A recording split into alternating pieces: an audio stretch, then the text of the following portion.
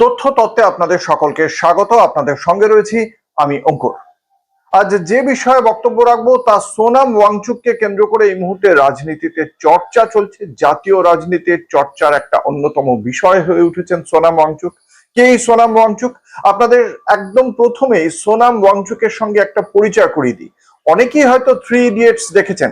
আমির খানের চরিত্রটির ওপর যার প্রভাব ছিল, অর্থাৎ যাকে দেখে এই চরিত্রটি রচনা করা হয়েছিল, সেই আমির খানের চরিত্রটির আসল নায়ক হলেন সোনাম ওয়াংচুক, যিনি লাদাখে শিক্ষা ক্ষেত্রে বিপ্লব ঘটিয়ে ফেলেছেন।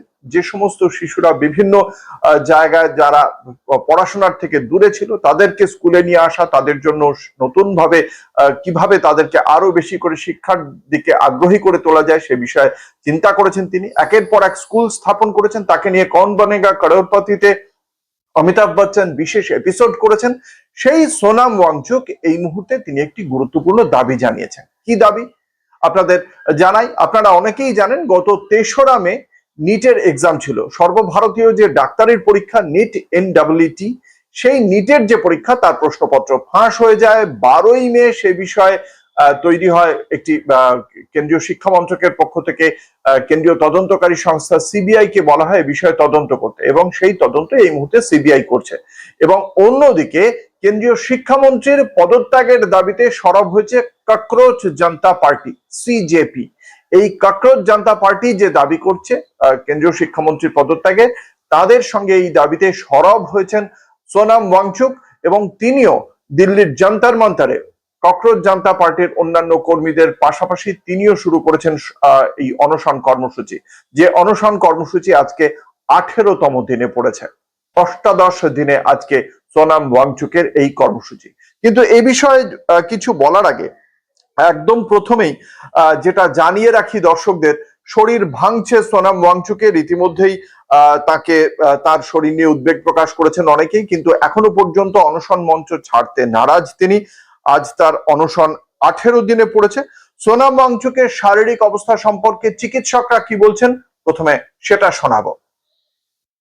15 जुलाई 2026 सुबह 9:30 बजे मिस्टर सोनम वांगचुक का 18वें दिन का जो अनशन है उनका हेल्थ बुलेटिन प्रस्तुत करने जा रहा हूं। आज का जो इम्पोर्टेंट पैरामीटर्स है वो डिस्कस करूंगा। सबसे पहले आज उनका जो वेट है वो 57.15 है, जो कल उनका 57.55 था, यानी कल से आज में 24 आवर्स में उनका 400 ग्राम वेट लूज हुआ है। ब्लड शुगर इनका 80 मिलीग्राम पर डेसीलीटर है। हाइड्रेशन फेयर है, ही इज़ मेंटली अलर्ट। और उनका जो बीपी है लाइंग डाउन और स्टैंडिंग पोजीशन में 1110/70 और 105/76 है। सैचुरेशन उनका 97%। Thank you very much. এবার আসি এই অনশনের বিষয়ে এবং এই শিক্ষা নিয়ে কেন্দ্রীয় সরকারের যে অবস্থান সে বিষয়ে দুটো কথা বলবো, তার প্রেক্ষাপট জানাবো।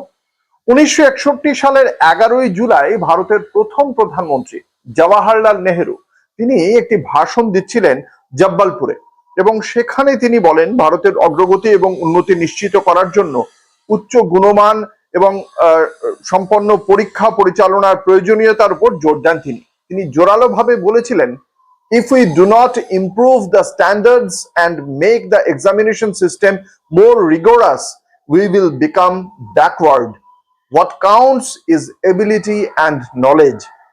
অর্থাৎ যদি আমরা পরীক্ষা ব্যবস্থাকে আরো কঠোর না করি, মান উন্নত না করি, তাহলে আমরা পিছিয়ে পড়ব। যোগ্যতা এবং জ্ঞানী আসল। মোদী সরকার, প্রধানমন্ত্রী নরেন্দ্র মোদীর নেতৃত্বে 2014 সাল থেকে গত 12 বছর ধরে চলছে প্রধানমন্ত্রী নরেন্দ্র মোদীর বিজেপি সরকার, এবং সেই সরকার গত 12 বছরে অন্তত 89টি পরীক্ষায় প্রশ্ন ফাঁস বা প্রশ্নপত্র নিয়ে পরীক্ষা ব্যবস্থা নিয়ে একাধিক অভিযোগ করেছেন বিরোধীরা। বিজেপি যে না করেছে সেটা এমনও নয়। যে যে রাজ্যে এই ঘটনাগুলো ঘটেছে, বিহার, মধ্যপ্রদেশ, রাজস্থান, সংশ্লিষ্ট রাজ্যের বিজেপি সরকার সেগুলোর তদন্ত শুরু করেছে। কিন্তু এই যে বারংবার প্রশ্নপত্র ফাঁস হয়ে যাওয়া বা সার্বিক পরীক্ষা ব্যবস্থায় একাধিক ত্রুটি বেরিয়ে আসা, এটাই কিন্তু শিক্ষা নিয়ে এই বিজেপি সরকারের বা কেন্দ্রীয় সরকার হোক বা সংশ্লিষ্ট রাজ্য সরকারের তাদের মানসিকতার পরিচয় দিচ্ছে বলেই অভিযোগ করছে বিরোধী রাজনৈতিক দলগুলি। 89টা পরীক্ষার প্রশ্নপত্র ফাঁস হওয়া বা তাদের পরীক্ষা ব্যবস্থার গলদ বেরিয়ে আসা, গাফিলতি বেরিয়ে আসা, এগুলো কিন্তু মুখের কথা নয়। এতগুলো অভিযোগ তোলার সুযোগ পাবে কেন বিরোধীরা? গত 12 বছরে যখন একাধিকবার ক্রমান্বয়ে এই ঘটনা ঘটছে, তার মানে এটা স্পষ্ট পূর্বতন ভুল থেকে কোনো শিক্ষা গ্রহণ করেনি সংশ্লিষ্ট রাজ্য সরকার বা কেন্দ্রীয় সরকার। এবার আসি, যে প্রধানমন্ত্রী যিনি বারংবার বিকশিত ভারতের কথা বলেন, পরীক্ষা পে চর্চার কথা বলেন, মন কি বাতে তিনি বিবিধ বিষয় নিয়ে আলোচনা করেন, কিন্তু ৩রা মে এই এত বড় নিট পরীক্ষার 22 লক্ষ পরীক্ষার্থী যার সঙ্গে জড়িত, যাদের ভবিষ্যৎ জড়িত, সেই 22 লক্ষ পরীক্ষার্থী যারা ডাক্তার হওয়ার স্বপ্নে বিভোর, দেশকে ডাক্তাররা যে পরিমাণ পরিষেবা দেন, সেই পরিষেবা খুব কম পেশাতেই তো এত বড় লেভেলের পরিষেবা দেওয়া হয়। কারণ আমাদের দেশে একজন ডাক্তার পিছু 1000 জনেরও বেশি রোগী অধিকাংশ রাজ্যে, এমনই পরিস্থিতি। ফলে সেখানে 22 লক্ষ ডাক্তার যারা পরীক্ষা দিয়েছিল, পরবর্তীকালে ৩রা মে পরীক্ষাটি প্রশ্নপত্র ফাঁস হয়ে যাওয়ার পর আবার 21শে জুন পরীক্ষা হয়। সেখানে 20 লক্ষ পরীক্ষার্থী আবারও পরীক্ষা দিয়েছেন, কিন্তু এই পরীক্ষার তদন্ত করছে সিবিআই। এনআইএ কে ব্যবহার করে পরীক্ষায় যাতে প্রশ্নপত্র ফাঁস না হয় সেই জন্য ব্যবস্থা করতে হয়েছিল কেন্দ্রীয় সরকারকে। এনআইএ যারা সন্ত্রাসবাদীদের গ্রেপ্তার করে, তাদের দিয়ে একটা শিক্ষা ব্যবস্থার পরীক্ষা আনা, মানে কোনোভাবেই কি গলদ ধরতে পারছে না কেন্দ্রীয় শিক্ষা মন্ত্রক, নাকি এর পেছনে অন্য কিছু রয়েছে? কিন্তু সবচেয়ে বড় বিষয়, এই বিষয়ে মন কি বাতে তার মনে যে এই বিষয়টি নেই সেটাই খুব স্পষ্ট। প্রধানমন্ত্রী নরেন্দ্র মোদীর মনে এই শিক্ষা ব্যবস্থার এই গলদ, এই 22 লক্ষ ছাত্রছাত্রীর ভবিষ্যৎ শেষ হয়ে যাওয়া, যেগুলো তার মনে কোনো প্রভাব পড়ে না। নাইলে মন কি বাতে নিশ্চয়ই আমরা শুনতে পেতাম প্রধানমন্ত্রী কিছু না কিছু বলছেন। তিনি এ বিষয়ে কিছুই বলেননি। ইতিমধ্যে আপনাদের জানিয়ে রাখি, 12ই মে ন্যাশনাল টেস্টিং এজেন্সি বা এনটিএ এর পক্ষ থেকে একটা অভিযোগ দায়ের করা হয়। ন্যাশনাল এলিজিবিলিটি কাম এন্ট্রান্স টেস্ট বা নিটের পরীক্ষাটি তারা প্রথমত বাতিল করে এবং তার পাশাপাশি কেন্দ্রীয় তদন্তকারী সংস্থা সিবিআই কে বলে যে নতুন করে পরীক্ষাটি নেওয়া হোক। 21শে জুন নতুন করে পরীক্ষা হয় এবং সিবিআই এখনো পর্যন্ত 13 জনকে গ্রেপ্তার করেছে এবং পুরো চক্রটি কিভাবে চলতো সে বিষয়ে তদন্ত চালিয়ে যাচ্ছে। 1995 সালে তৎকালীন নির্বাচন কমিশনার ছিলেন টিএন সেশন। তিনি আ হার্টফুল অফ বার্ডেন এই বইটিতে তিনি লিখেছিলেন, আর উই ককরোচ? এই ককরোচ শব্দটাকে সম্ভবত কোনোভাবে মাথায় থেকে গিয়েছিল বা অন্যভাবে হয়তো তিনি বলতে চেয়েছিলেন। দেশের প্রধান বিচারপতি সূর্যকান্ত তিনি বলে ফেলেন যে বেকার যুবকরা যেন ককরোচের মতো। খুব স্বাভাবিকভাবেই বিচারপতির এই মন্তব্যকে কেন্দ্র করে জোরদার বিতর্ক হয়, যদিও তিনি বলেন যে তিনি এমন মন্তব্য করতে চাননি। বিষয়টি যাই হোক, সেই বিষয়কে কেন্দ্র করে ককরোচ জনতা পার্টি নামে একটি পার্টিও তৈরি হয়, যদিও সেটা ডিজিটালি তৈরি হয়েছিল এবং ডিজিটালি তৈরি হওয়ার সেই পার্টির যে ফলোয়ার, সেটা কয়েক দিনের মধ্যেই ভারতীয় জনতা পার্টি, বিশ্বের বৃহত্তম রাজনৈতিক দল, তাদের যত সংখ্যক ফলোয়ার রয়েছে ডিজিটালি, সেই ফলোয়ারের সংখ্যাকে ছাপিয়ে যায় সিজেপির ফলোয়ারের সংখ্যা। এবং এই মুহূর্তে এই সিজেপির পক্ষ থেকে অভিজিৎ দীপকে, যার নেতা, তিনি অনলাইনে তিনি এই বিষয়টি নিয়ে আবেদন করেন এবং তারপরেই সিজেপির পক্ষ থেকে যন্তর মন্তরে ধর্ণা শুরু হয়েছে। যে ধর্ণায় এদের পক্ষ থেকে দাবি করা হয়েছে কেন্দ্রীয় শিক্ষামন্ত্রী ধর্মেন্দ্র প্রধান এতগুলি পরীক্ষায় এত রকমের ফেলিওর, 2024, 2025, 2026 বিভিন্ন পরীক্ষায় বারংবার আমরা দেখতে পেয়েছি এই শিক্ষা মন্ত্রকের তরফ থেকে শুধু ব্যর্থতা এবং পুরনো ভুল থেকে শিক্ষা না নেওয়া।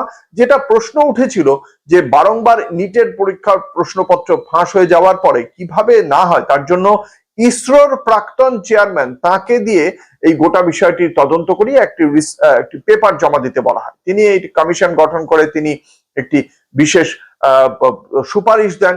এই রেকমেন্ডেশন গুলোর অধিকাংশই অনুসরণ করা হয়নি বলে বিরোধীদের অভিযোগ এবং সেই কারণেই কেন্দ্রীয় শিক্ষামন্ত্রী আদৌ তার দপ্তরের বা তার মন্ত্রকের অধীনে থাকা এই পরীক্ষাগুলো আদৌ কি তিনি সংশোধন করে সঠিক করতে চান তা নিয়ে প্রশ্ন তুলেছে বিরোধীরা এবং এই ককরোচ জনতা পার্টি, যারা এই মুহূর্তে বিক্ষোভ প্রদর্শন করছে, অনশন করছে, প্রতিবাদ কর্মসূচি পালন করছে এই দিল্লির জান্তার মন্তরে। খুব স্বাভাবিকভাবেই তাদের কর্মসূচির পাশে দাঁড়িয়েছে বিরোধী রাজনৈতিক দলগুলির সাংসদরা।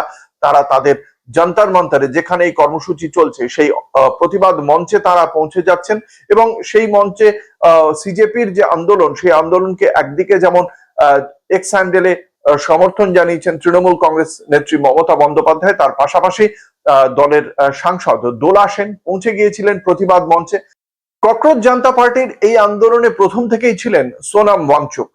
সোনাম ওয়াংচুক বলেছিলেন যে 27 জুনের মধ্যে কেন্দ্রীয় সরকারকে এ বিষয়ে পদক্ষেপ করতে হবে এবং কেন্দ্রীয় সরকার যদি 27 জুনের মধ্যে কোনো জবাব না দেয় তাহলে অনশনে বসবেন তিনি। কেন্দ্রের কাছ থেকে প্রত্যাশিত কোনো উত্তর মেলেনি। 28 জুন থেকে তিনি অনশন কর্মসূচি চালিয়ে যাচ্ছেন এবং সেই কর্মসূচির পর তার পাশে দাঁড়িয়েছে যেমন রাজনৈতিক দল, তার পাশাপাশি বিশিষ্টরা যেমন সাহিত্যিক অরুন্ধতী রায়, অভিনেতা নাসিরুদ্দিন শাহ, রত্না পাঠক শাহ, অর্থনীতিবিদ জয়তী ঘোষের মতো বিশিষ্ট জনেরা তার পাশে দাঁড়িয়েছেন। কিন্তু তার স্বাস্থ্য নিয়ে উদ্বেগ প্রদর্শন করে এবার দিল্লি হাইকোর্টে একটি মামলা রুজু করতে চলেছেন একজন আইনজীবী। তার বক্তব্য, সোনাম ওয়াংচুককে জোর করে খাওয়ানো হোক, দ্রুত তাকে হাসপাতালে স্থানান্তরিত করার আবেদন জানানো হয়েছে। মামলা দায়ের করার অনুমতি চান ওই আইনজীবী, তাকে মামলা অনুমোদন দায়ের করার অনুমতি দিয়েছে দিল্লি হাইকোর্ট। বৃহস্পতিবার এই মামলা শুনানি রয়েছে। কিন্তু এত কিছু হয়ে যাচ্ছে, কেন্দ্রীয় সরকার নীরব, প্রধানমন্ত্রী নরেন্দ্র মোদী তিনি নীরব। ককরোচ জনতা পার্টির পক্ষ থেকে তাদের নেতারা বলছেন যে কেন্দ্রীয় সরকার এই বিষয়ে তাদের যে ভুল হয়েছে সেই ভুলটা মেনে নিক। ভুল মেনে নেওয়ার মধ্যে কোনো দুর্বলতা নাই, বরং সেটার মধ্যেই রয়েছে যে তারা যে ভুলটা হয়েছে সেটা স্বীকার করে নিলেই সেটার মধ্যেই ফুটে ওঠে যে আমরা সংশোধন করতে চাইছি, আমরা ভুলটাকে অ্যাডমিট করছি, অ্যাকসেপ্ট করছি, আমরা ভুলটা স্বীকার করে নিচ্ছি এবং এটাকে সংশোধন করতে চাই বলেই ভুলটাকে স্বীকার করছি। এই বক্তব্যটাই কেন্দ্রীয় সরকারের কাছ থেকে চাইছে সিজেপি বা ককরোচ জনতা পার্টি, সেই কারণেই তাদের এই আন্দোলন কর্মসূচি। জানা নেই আদালত এ বিষয়ে কি নির্দেশ দেবে আগামী কাল অর্থাৎ বৃহস্পতিবার, কিন্তু এই মুহূর্তে দাঁড়িয়ে কেন্দ্রীয় সরকারের পক্ষ থেকে এই বিষয়ে নীরবতা ছাড়া আমরা কিছুই দেখতে পাইনি। তারা কার্যত যন্তর মন্তরের এই যে আন্দোলন কর্মসূচি তাকে উপেক্ষা করছেন। প্রধানমন্ত্রী নরেন্দ্র মোদীর মনেও কোনো প্রভাব ফেলেনি, তাই মন কি বাতেও উঠে আসছে না এই যন্তর মন্তরের ককরোচ জনতা পার্টির কর্মসূচি। আসলে 22 লক্ষ পড়ুয়ার বা শিক্ষার্থীর যে ভবিষ্যৎ, সেই ভবিষ্যৎ নিয়ে কেন্দ্রীয় সরকার কতটা চিন্তিত এবং তার পরবর্তীকালে আদৌ এই ধরনের পরীক্ষা পদ্ধতি, এই যে গত 12 বছর ধরে এই যে 89টি পরীক্ষার যে হাল হয়েছে তাই কি চলতে থাকবে তা নিয়ে প্রশ্ন উঠছে। দেখা যাক এই আন্দোলন আরো কত বড় আকার নেয় গোটা দেশ জুড়ে, এবং সেই আপডেট অবশ্যই দেবো আমার চ্যানেলে। দেখতে থাকুন অঙ্কুরহাটের তথ্য। আপনাদের বলবো আপনারা যাদের ভালো লাগছে আমার প্রতিবেদন তারা লাইক, কমেন্ট, সাবস্ক্রাইব, শেয়ার করুন আমার প্রতিবেদন। অনেকেই শেয়ার করতে বা সাবস্ক্রাইব করতে ভুলে যাচ্ছেন, আমি আবারও বলবো সাবস্ক্রাইব করে দিন আমার চ্যানেল। দেখতে থাকুন অঙ্কুরহাট তথ্য। নমস্কার।